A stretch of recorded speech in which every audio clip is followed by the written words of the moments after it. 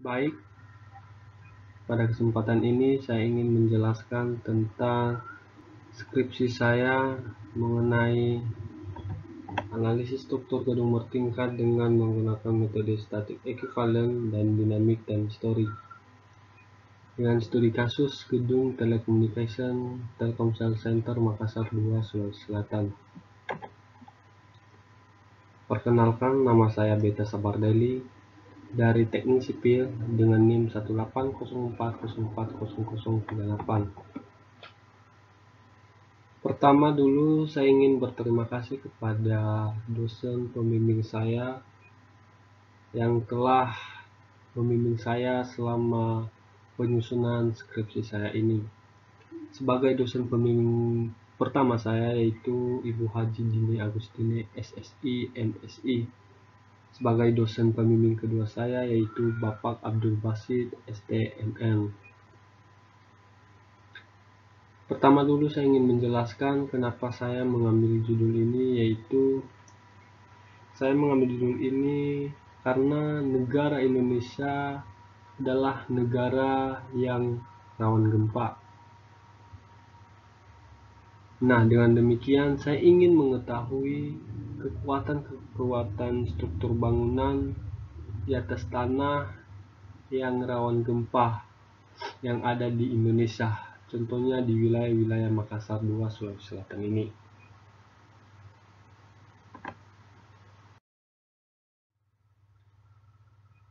Latar belakang saya dalam penelitian ini yaitu Indonesia merupakan kawasan dengan kondisi tektonik yang cukup aktif di dunia.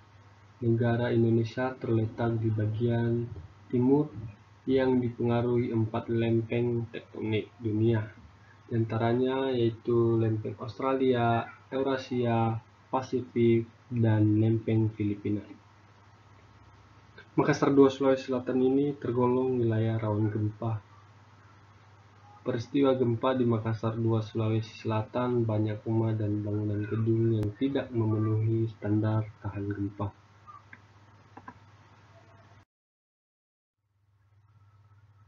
Tujuan saya dalam penelitian ini yaitu pertama, untuk mengetahui struktur gedung bertingkat dari metode statik ekuivalen dan dinamik time story. Kedua, untuk mengetahui simpangan antar lantai. Yang ketiga, untuk mengetahui kestabilan bangunan tiap lantai.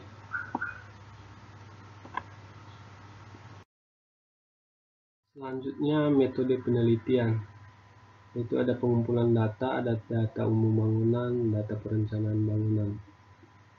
Untuk data umum bangunannya itu yaitu nama gedungnya yaitu Gedung TTC Makassar, Sulawesi Selatan yang berlokasi di Makassar dengan fungsi bangunan yaitu perkantoran, jumlah lantai 5 lantai plus atap dengan panjang bangunan 18 meter, lebar bangunan 30 meter, dan tinggi bangunannya yaitu 28,8 meter.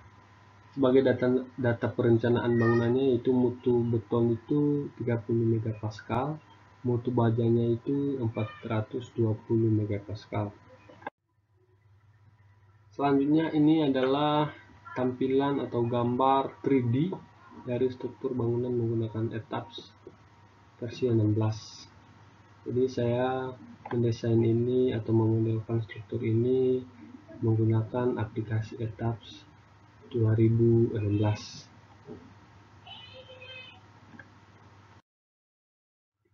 Sebelum masuk kepada hasil dan pembahasan, saya ingin menjelaskan bahwa analisis perhitungan saya ini saya menggunakan aplikasi ETABS 2016. Jadi saya ingin melakukan perhitungan atau menganalisis bangunan ini dengan menggunakan aplikasi. Pertama, hasil dan pembahasan. Pertama yaitu analisis perhitungan beban gempa struktur bangunan. Selanjutnya baru simpangan antar lantai, baru kestabilan bangunan.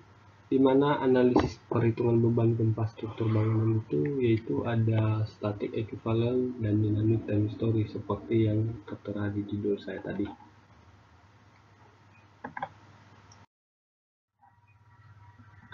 Pertama yaitu berat struktur bangunan. Berat struktur bangunan ini diperhitungkan secara otomatis menggunakan software ETABS dengan analisis struktur berdasarkan SNI terbaru 1726/2019. Untuk berat struktur bangunannya ini yaitu 3812079,3 kg. Jadi itu adalah berat total dari struktur bangunan ini.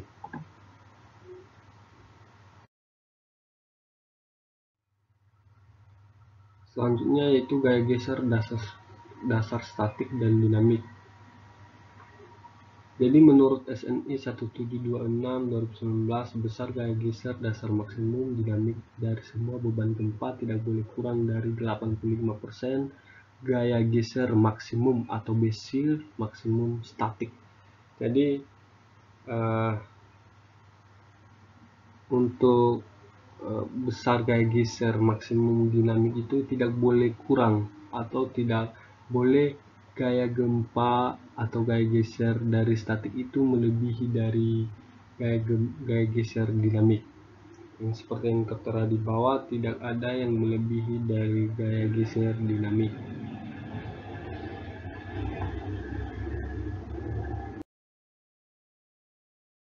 Untuk analisis dinamik time story-nya yaitu time story ini diambil dari rekaman gempa tanah yang berlokasi di Makassar itu sendiri. Saya menggunakan aplikasi AirAsia atau Puskim dengan kelas tanah sedang, dengan bujur dan lintang yang sudah tertera, dengan T0 0,14 detik, TS 0,69 detik, dengan nilai-nilai rekaman gerakan tanah dari lokasi Makassar. Nah, untuk yang sebelah kanannya itu bisa kita lihat bahwa ini adalah grafik di mana saya menemukan ini itu di Puskim atau AirAsia atau rekaman gerakan tanah dari lokasi Makassar. Berikutnya itu simpangan antar lantai. Jadi simpangan antar lantai ini yaitu ditentukan dengan ketentuan SNI dengan keterangan simpangan antar lantai tidak boleh melebihi simpangan antar lantai tingkat izin. Jadi untuk simpangan tingkat izinnya yaitu 90 mm. Jadi pertama dulu saya mencari atau saya menganalisis simpangan antar tingkat izin atau antar lantai dulu, yaitu arah X dan arah Y. Dengan nilai arah X yaitu dimulai dari 2,044 sampai 13,146. Begitu juga dengan arah Y. Selanjutnya yaitu saya menganalisis simpangan antar tingkat izin. Untuk simpangan antar tingkat izinnya itu yaitu 90 mm. Nah, setelah saya menganalisis untuk arah X dan arah Y, bahwasannya simpangannya itu udah stabil atau oke, atau sudah memenuhi syarat. Kenapa? Karena untuk nilai-nilai simpangan antar lantainya tidak ada yang melebihi dari simpangan antar tingkat izinnya. Kita bisa melihat dari tabel di atas untuk arah X bahwasanya tidak ada yang melebihi simpangan antar tingkat izin. Begitu juga arah Y tidak ada yang melebihi. Dengan ketentuan tersebut, menurut SNI terbaru bahwa bangunan ini masih bangunan stabil yang tahan gempa atau oke. Nah, berikutnya saya ingin menganalisis kestabilan bangunannya, apakah bangunan itu sudah benar-benar stabil atau masih belum. Berdasarkan SNI 1726/2019, pengaruh P delta pada gaya geser tingkat dan momen, gaya dan momen elemen struktur bawah koefisien stabilitas tidak boleh melebihi dari theta max atau nilai kestabilan bangunan maksimum. Jika nilai θ melebihi dari nilai θ max, maka struktur bangunan gedung tidak stabil dan harus didesain ulang. Jadi kalau nilai θ melebihi dari θ max bawah itu, maka struktur itu tidak stabil dan harus didesain ulang. Jadi untuk nilai θ max-nya sendiri yaitu 0,09091 untuk nilai θ max-nya sendiri.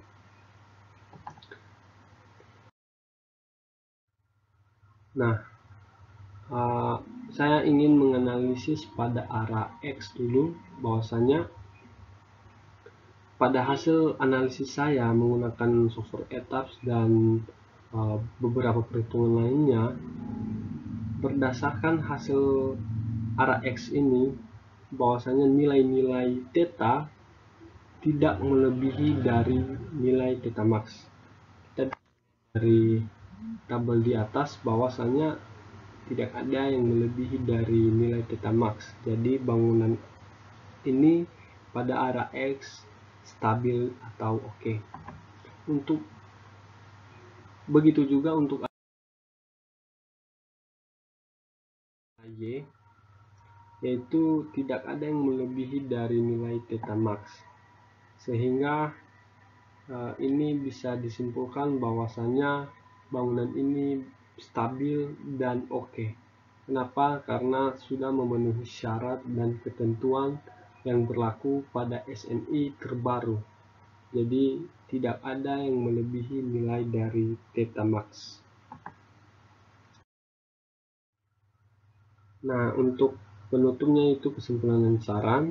Untuk kesimpulannya yaitu perhitungan ini menggunakan program ETABS versi 16 dengan permodelan struktur 6 lantai dengan nilai θ tidak melebihi dari θ max untuk arah X dan arah Y. Jadi untuk struktur bangunan ini sudah stabil dan oke. Yang kedua itu perhitungan simpangan antar lantai akibat gempa statik ekuivalen mempunyai nilai yang lebih kecil dari beban gempa dinamik time story. Jadi sesuai dengan ketentuan bahwa statik itu tidak boleh melebihi dari dinamik. Ketiga, berdasarkan analisis struktur gedung pada permodelan 6 lantai, pada perhitungan analisis statik ekuivalen dan dinamik time story, pembebanannya tidak terlalu jauh antara kedua metode. Jadi nilai ini akurat karena menghasilkan pembebanan gempa yang mendekati hasil dari dinamik time story. Untuk saran sendiri pada analisis ini yaitu kedepannya agar diperhitungkan kekuatan struktur kolom persegi dan pada gedung ini, dan kedepannya dalam perhitungan ini pembebanan harus menggunakan SN terbaru agar menghasilkan nilai yang lebih optimal.